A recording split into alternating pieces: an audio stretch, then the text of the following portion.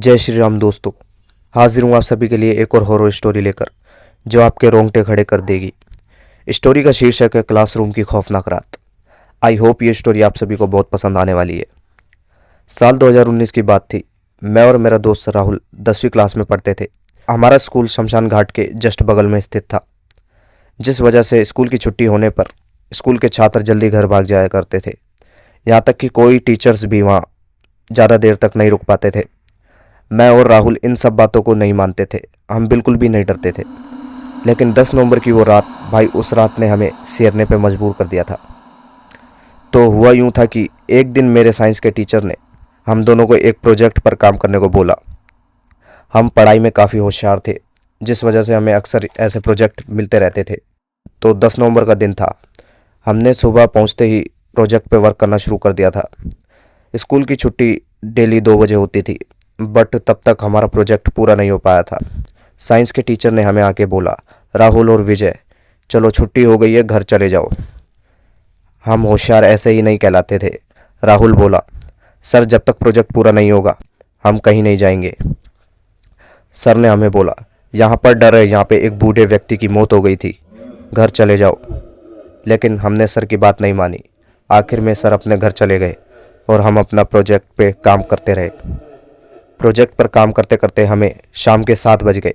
हम दोनों काम में इतने मगन थे कि टाइम का पता ही नहीं चल पाया था। पूरे स्कूल में सन्नाटा पसरा हुआ था।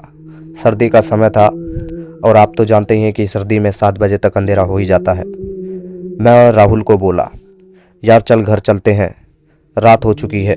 वैसे भी सर कुछ बता रहे थे, यहाँ बूढ़े आदमी की मौत हो गई थी। राहुल बोला, तू तो डर गया यार, चल घर ही चलते हैं अगर तू बोल रहा है तो। हमने अपना सामान रखा और स्कूल के मेन गेट की ओर जाने लगे। तभी अचानक ठंडी हवाएं चलने लगी, बारिश का मौसम हो गया। हम दोनों डर से गए। हम गेट की तरफ भागने लगे, तभी एकदम से गेट बंद हो गया। अजीब सी आवाज़ें आने लगी।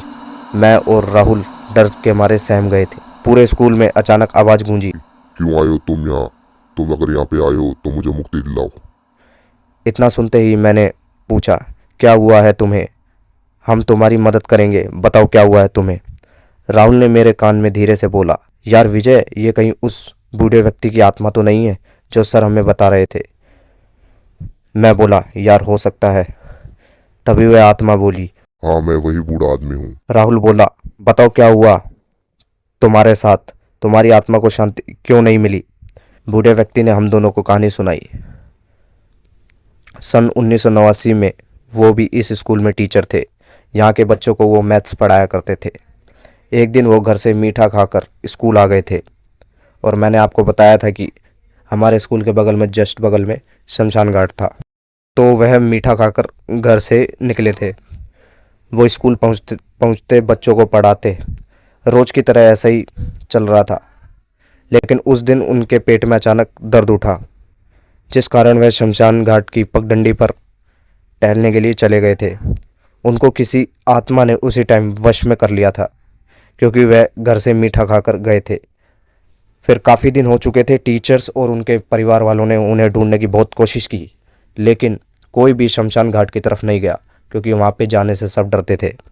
तो उन अंकल की मौत हो चुकी थी। तो यह थी उन अंकल की कहानी। उन अंकल ने हम सबसे बस इतना ही कहा, बेटा बस तुम्हें एक मंत्र पढ़ना होगा, उसके बाद मेरी मुक्ति हो जाएगी। मंत्र की किताब स्कूल की लाइब्रेरी में मिल जाएगी।